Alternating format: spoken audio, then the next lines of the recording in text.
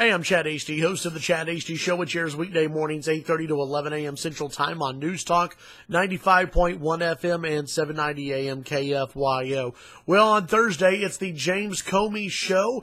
We've been talking about it a little bit throughout the week on the program. The news media is ready, and they are hoping that James Comey will say something damning about President Trump. The news media hoping, and I would say they're probably even praying, that James Comey will say that Donald Trump tried to get Comey to end every single investigation, that Donald Trump tried to obstruct justice, that Donald Trump is a criminal in his mind, that President Trump is unfit for office. These are all things that the Democrats are hoping. But let's take a look at least at some written testimony. This from Politico. Okay, now, here's some of the damning comments made by James Comey, the former director of the FBI.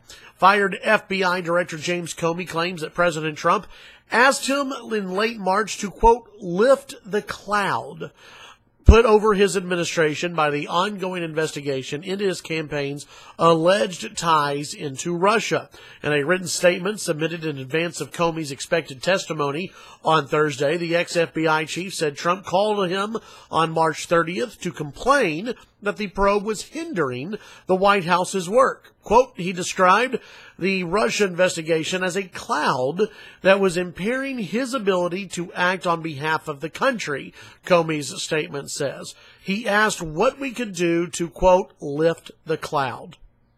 Okay, a couple of things here. We're just going to take that paragraph right there. Lifting the cloud of suspicion, lifting the cloud of doubt that set over the White House.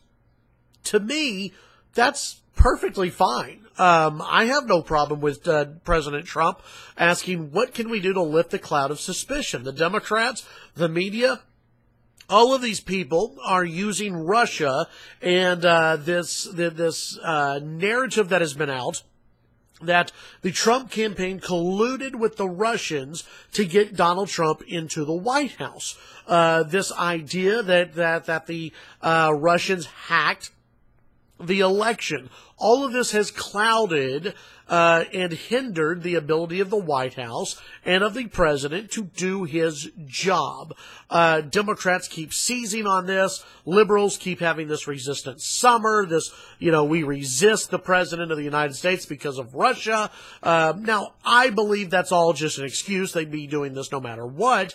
But they're using Russia as a reason to resist listening to President Trump and resist even acknowledging that he is the duly elected leader of the United States. So I've got no problem with this. To me, when you have especially a business guy or any type of person, hey, what can we do to lift the suspension? What can we do to lift the cloud that's over us right now? That, in my mind, is the president going up to the FBI director and saying, what can we do? Help me, help you. Let's help me lift this cloud of suspicion from the White House so that way I can do my job. If that's supposed to be a damning statement by James Comey, I don't see it. I think that's actually perfectly fine from President Trump. The story from Politico, it goes on to talk about how Comey was uncomfortable at times with Trump, that Trump asked for loyalty, according to the Comey submitted testimony. But 22 paragraphs in, that's right, 22 paragraphs in, you find this paragraph. Comey's testimony does support Trump's claims that Comey gave repeated assurances that Trump was not personally under investigation. However, the ex-FBI chief says he rebuffed the president's attempts to have the agency clear him publicly in case the probe did eventually turn to Trump. Some Trump backers seized on this part of the Comey testimony as vindication of the president. I don't know if it's vindication of the president, but it's again showing Donald Trump has been right this entire time, and it shows what so far we have seen. That there have been a lot of smoke and mirrors. There has been a lot of accusations made against President Trump, against his campaign, against his presidency. But there have been no facts whatsoever that Donald Trump and his campaign colluded with the Russians. There's been no evidence of that whatsoever. You can make crap up. You can make it look as though there's something shady over here. But so far, no evidence at all. The president has been in the White House for months now, and despite all the leaks, despite everything that has come out, there has been no concrete evidence of collusion between Trump and the Russians. There's also been no concrete evidence of obstruction of justice from President Trump.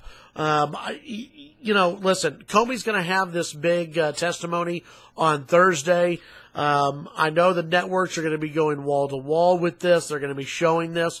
I think, again, it's going to show that James Comey playing both sides of the political spectrum here, but also saying that Donald Trump, in his mind, did not obstruct justice. And so far, from everything we have seen, Donald Trump has not broken the law, and he did not, at least from everything we've seen, he did not collude with the Russians to win the White House. Democrats at some point are going to have to move on. Democrats at some point will have to accept that Donald Trump is president of the United States and that Hillary Clinton lost because she was an awful candidate. Tune in to the Chad Hasty Show weekday mornings, 8:30 to 11 a.m. Central Time on NewsTalk 95.1 FM and 790 AM KFYO. Follow me on Twitter, Chad Hasty Radio. Have a great day.